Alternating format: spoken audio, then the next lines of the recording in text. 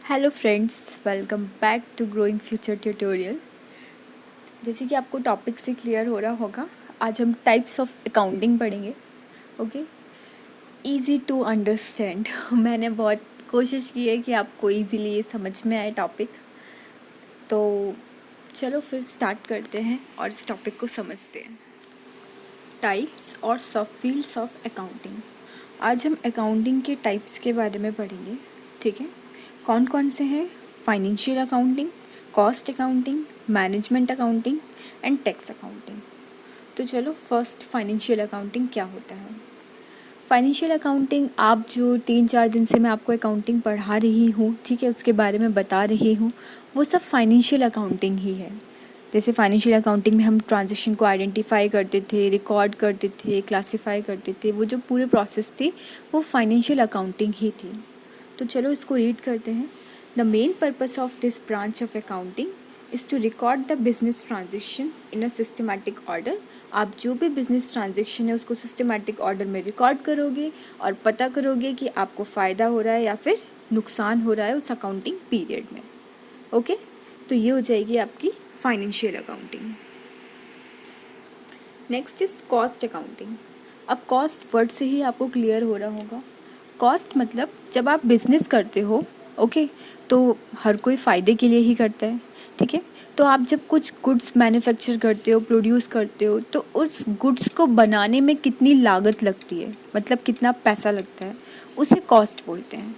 For example, आपने कुछ चीज़ बनाई, उसका पूरा आपको बना कर के 1000 कॉस्ट पड़ी, तो आप उसको 1000 का तो सोल्ड आउट करोगे नहीं, कुछ तो प्रॉफिट कमाओगे ना। आपने 1500 का बेचा उसे, ठीक है, तो 500 का आपने प्रॉफिट कमाया।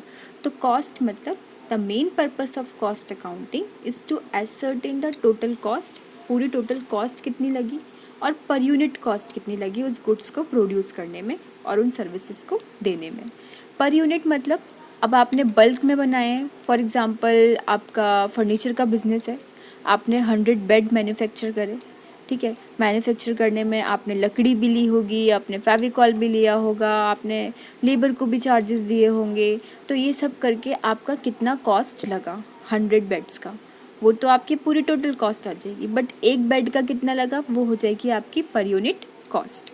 तो कॉस्ट अकाउंटिंग में हम देखेंगे कि हमारा गुड्स मैन्युफैक्चर करने में कितना कॉस्ट लग रहा है, और इसमें सिर्फ हम उन्हीं ट्रांजेक्शन्स को रिकॉर्ड करेंगे जिनसे हमें कॉस्ट का पता चलेगा, ठीक है। Next is management accounting. अब मैनेजमेंट अकाउंटिंग क्या होता है? The main purpose of management accounting is to present the accounting information in such a way as to assist the management in planning and controlling the operation of a business. Main purpose जो होता है management accounting का, वो होता है कि आप accounting information को उस तरीके से मैनेजमेंट को प्रोवाइड कराओ कि उस इन्फॉर्मेशन के बेसिस पे वो प्लान कर सकें किस तरीके से हमें बिज़नेस को चलाना है, क्या प्लानिंग होनी चाहिए, ठीक है, कंट्रोल कर सके। तो ये होता है आपके मैनेजमेंट अकाउंटिंग का, ठीक है।